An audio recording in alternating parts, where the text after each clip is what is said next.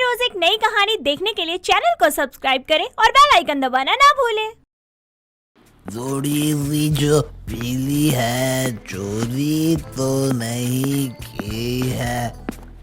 जूली शीला रानो जमालो, कोई हमको रोको कोई संभालो, कहीं हम गिर न जाए दारू के नशे में। पुनीत गाते हुए नशे की हालत में सीढ़ियां चढ़ ही रहा होता है कि तभी उसके सामने उसकी माँ अनीता आकर खड़ी हो जाती है, जिसे देखते ही पुनीत गाना गाना बंद कर देता है।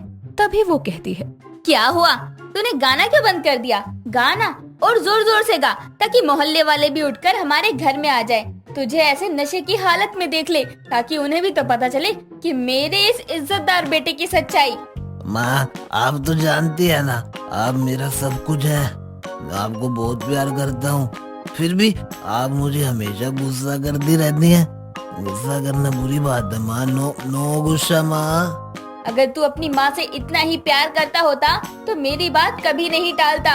मैंने कितनी बार तुझसे कहा कि भूल जा उस लड़की को और अपनी लाइफ में आगे बढ़।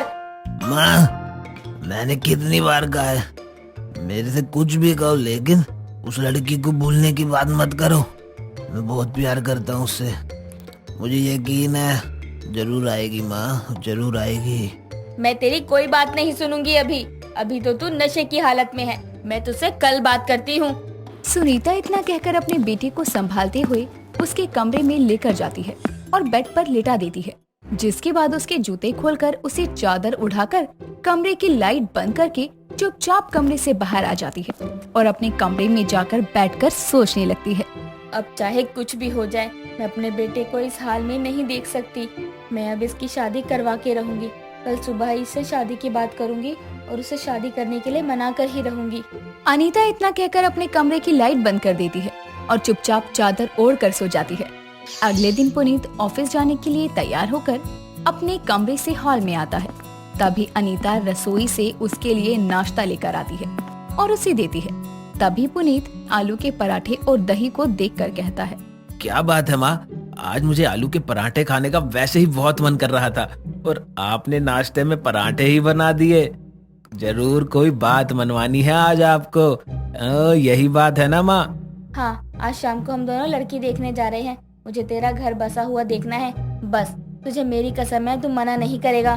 अपनी माँ की बात सुनकर पुनीत चेयर से खड़ा हो जाता है और कहता है, ठीक है माँ, अगर आपने मुझे अपनी कसम ही दे दी है तो अब मैं आपकी कसम को जरूर पूरा करूँगा, फिर चाहे उसमें मेरी खुशी हो या ना हो।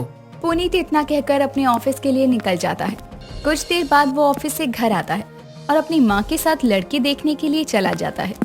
थोड़ी देर बाद दोनों लड़की वालों के घर पहुँचते हैं। तभी लड़की की माँ लड़की रजनी को लेकर उन लोगों के सामने आती है। लड़की को देखते ही अनीता शादी के लिए हाँ कर देती है और पुनीत से पूछती है, मुझे लड़की बहुत पसंद है, तू बता तेरा क्या ख्याल है? हाँ कर दूं शादी के लिए? माँ, अगर आपको लड़की पसंद है तो मुझे कोई एतराज नहीं है, मेरी तरफ से भी हाँ है, बस आप खुश रहें। अपनी बेटी की बात सुनकर अनीता बहुत खुश हो जाती है और चटमंगनी पट ब्याह करके रजनी को बहू बनाकर घर ले आती है। शादी की पहली रात रजनी बेड पर बैठी पुनीत का इंतजार कर रही थी। तभी पुनीत कमरे में आता है और उसे दुल्हन के लिबास में सजी बेड पर बैठी देखकर उससे कहता है, मुझे गलत मत समझना, लेकिन मैं तुम्हें एक पति का प्यार कभी नहीं दे पाऊंगा, क्योंकि मैं किसी और से प्यार करता हूँ और आज भी उसी का इंतजार कर रहा हूँ।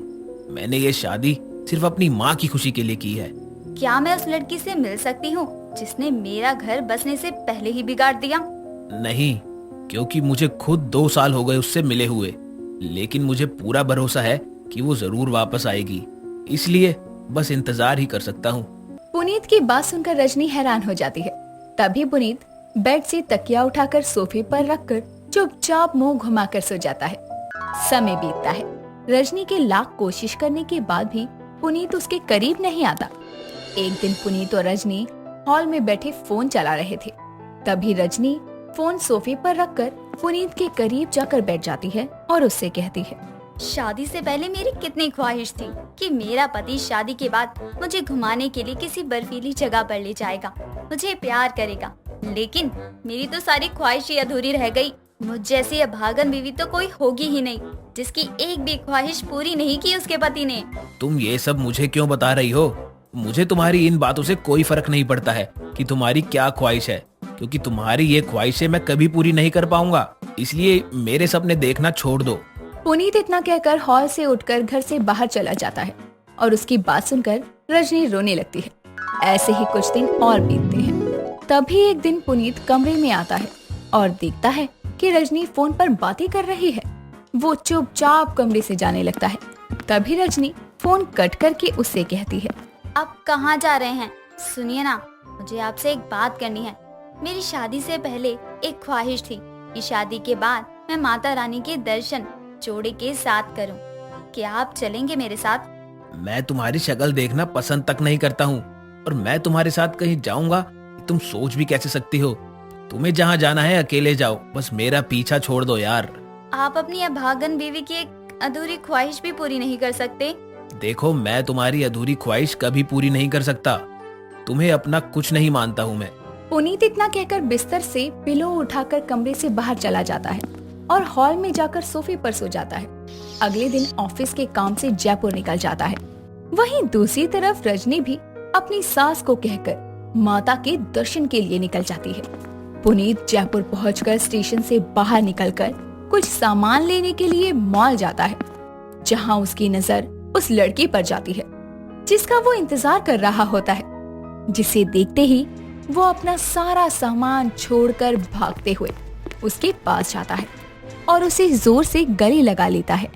तभी वो लड़की उसे जोर से धक्का मारते हुए कहती है, तुम हो कौन और तुम्हारी हिम्मत कैसी हुई मुझे गले लगाने की? मैं कौन हूँ तुम मुझसे पूछ रही हो? अरे मैं 2 साल से दिल्ली में तुम्हारा इंतजार कर रहा हूँ और तुम यहाँ जयपुर में हो। और ये क्या, तुमने शादी कर ली? हाँ, मैंने शादी भी कर ली है और मेरा एक प्यारा सा बेटा भी है। देखो, मैं तुमसे कोई प्यार नहीं करती हूँ। मैं अपनी शादीशुदा लाइफ में बहुत खुश हूँ। मैं बस तुमसे पीछा छुड़ाना चाहती थी और कोई तमाशा नहीं करना चाहती थी। इसलिए मैंने तुमसे झूठ बोला था कि मैं आऊंगी वापस। लड़की इतना कहकर चली जाती है और उसकी बातें सुनकर पुनीत घुटनों के बल बैठकर जोर जोर से जमीन पर घुसे मारता है और अपने आप से कहता है, मैंने इतनी बड़ी गलती कर दी। इस लड़की के चक्कर में मैंने अपनी शादीशुदा जिंदगी बर्बाद कर दी, अपनी माँ को तकलीफ दी, और ये लड़की अपनी लाइफ में इतनी आगे बढ़ चुकी है। अरे मैंने रजनी के साथ ठीक नहीं किया, मुझे उससे माफी मांगनी चाहिए। पुनीत इतना कहकर अगली ट्रेन से दिल्ली वापस आ जाता है, जहां पहुंचकर वो पागलों की तरह रजनी को पूरे घर में ढूंढने लगता है। तभी उसे अपनी माँ के रोने की आवाज सुनाई देती है। वो भागते हुए उनके कमरे में जाता है और कहता है, माँ, आप रो क्यों रही हैं? क्या हो गया? बहू माता रानी के दर्शन के लिए वैष्णो देवी गई थी। रास्ते में बस पलट गई। बस का कोई भी यात्री नहीं बचा। तूने अपनी बीवी को हमेशा के लिए खो दिया। बेचारी की माता के दर्शन की ख्वाहिश अधूरी ही रह गई। अपनी माँ की बात सुनकर पुनीत जोर जोर से दीवारों पर अपना सर मारने लगता है और अपनी बीवी की बताई हुई सारी अधूरी ख्वाहिशों को याद करने लगता है। इस तरह से पुनीत अपनी अभागन बीवी की अधूरी ख्वाहिशों को कभी पूरी नहीं कर पाता और अपनी बीवी को हमेशा हमेशा के लिए खो देता है। शादी का माहौल होता है। सभी रिश्तेदार दूल्हा दुल्हन को आशीर्वाद देने आए होते हैं। दूल्हा बना आकाश मंडप में अपनी दुल्हन का इंतजार कर रहा होता है। तभी दुल्हन मयूरा बैसाखी पर चलते हुए मंडप की तरफ आती है और उसे देखकर आकाश की माँ मंदाकिनी हैरान हो जाती है और कहती है, रुकिए पंडित जी, मंत्र पढ़ना बंद कीजिए। मैं इस दुल्हन के जोड़े में आई लंगड़ी को नहीं जानती। बहन जी, ये आप कैसी बातें कर रही हैं? हमने ही तो मयूरा को अपने बेटे के लिए पसंद किया था। मैंने जिसे पसंद किया था उसके दोनों पैर सही सलामत थे, पर मैं इस एक पैर वाली लड़की को अपनी बहू नहीं बना सकती। माँ, यही आपकी होने वाली बहू मयूरा है। शादी से पहले एक हादसे में ही मयूरा ने अपना एक पैर खो दिया। तो तूने ये बात मुझे पहले क्यों नहीं बताई? मैं यहाँ बारात लेकर आती ही नहीं। कुछ भी हो, एक अपाहिज लड़की को मैं अपनी बहू नहीं बना सकती। मैंने कहा था ना आकाश कि तुम्हारी माँ ये सब जानने के बाद हमारी शादी के लिए मना कर देंगी। माँ, मैंने हर हाल में मयूरा का साथ देने का वादा किया है। मैं अपने वादे से पीछे नहीं हट सकता।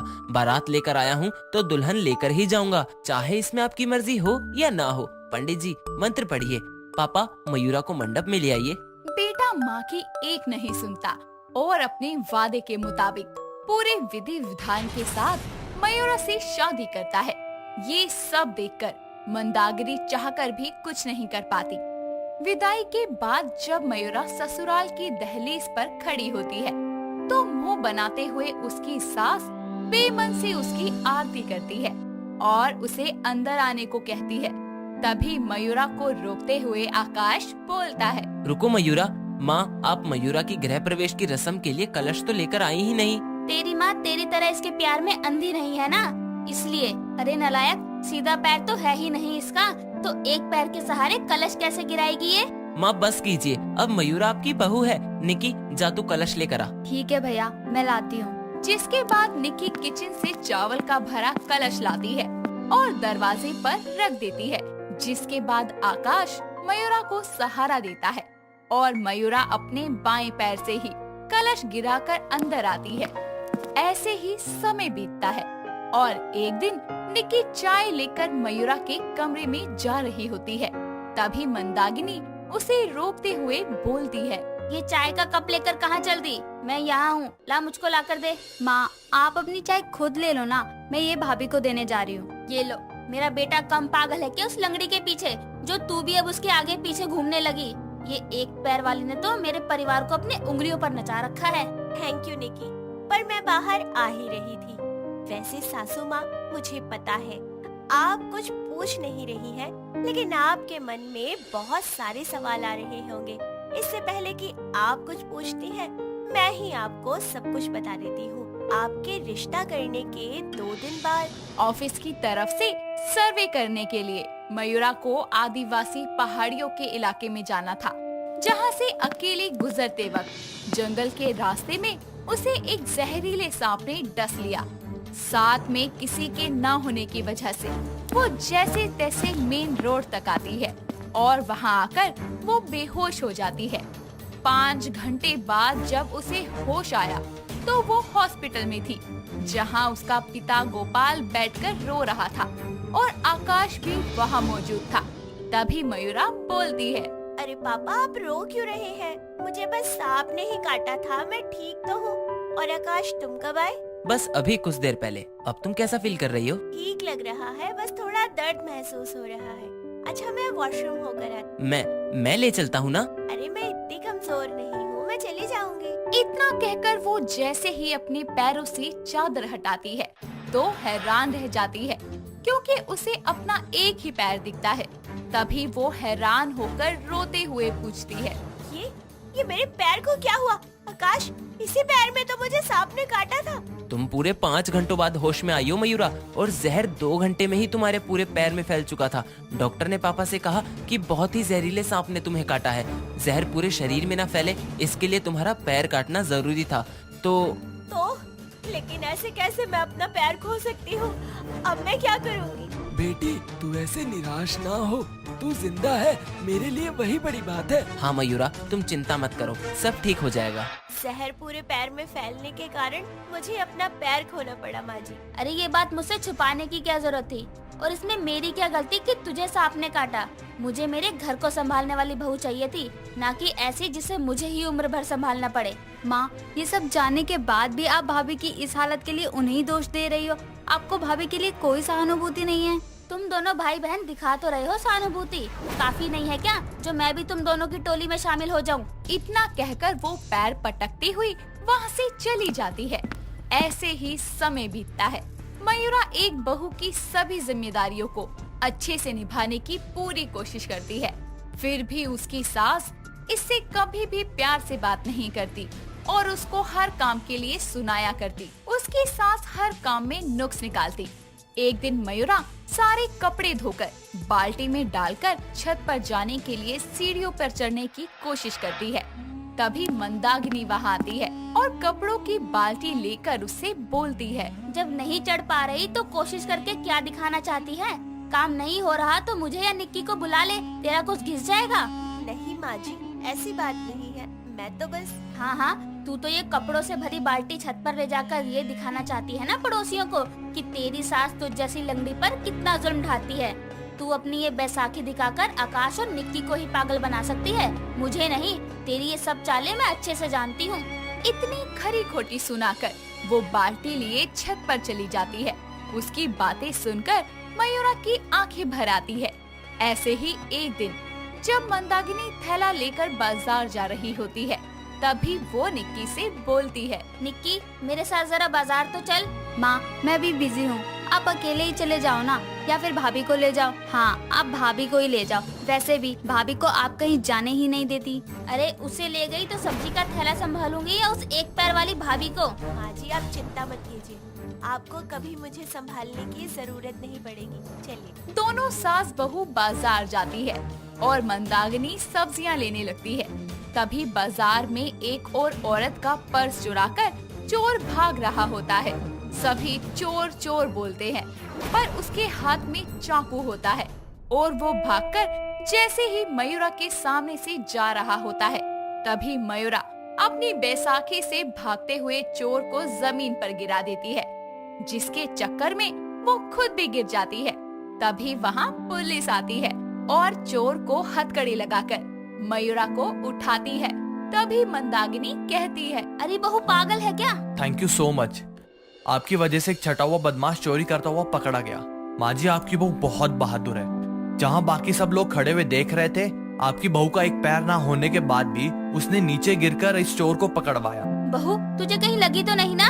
नहीं माँ जी, मैं बिल्कुल ठीक हूँ। लाइए थैला, घर चलते हैं अब। मैं थैला संभाल लूंगी, तू चल यहाँ से बस। इतना कहकर वो मयूरा का हाथ पकड़कर उसे वहाँ से ले जाती है।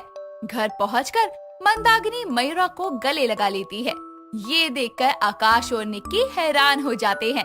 तभी निक्की बोलती है, माँ, तबीयत तो ठीक है ना आपकी? आप भाभी को गले लगा रही हो? हाँ, क्योंकि मैं समझती रही कि ये बहू नहीं बल्कि बोझ बनकर आई है मेरे घर, जिसके कारण मैंने इसे क्या क्या नहीं सुनाया। पर आज पता चला कि ये कितनी निडर और साहसी है। बहू, तू जैसी भी है, मुझे तुझ पर गर्व है और अपनी सास को माफ कर दे। मैं समझ गई हूँ कि मेरी एक पैर वाली बहू दो पैर वालों से भी बढ़कर है। ये सुनकर मयूरा की आंखों में आंसू आ जाते हैं और फिर वो अपनी सास के गले लग जाती है। दोस्तों, अगर आपको ये कहानी पसंद आई तो इसे लाइक करें, शेयर करें और कमेंट करके बताएं कि कहानी में आपको सबसे अच्छा क्या लगा।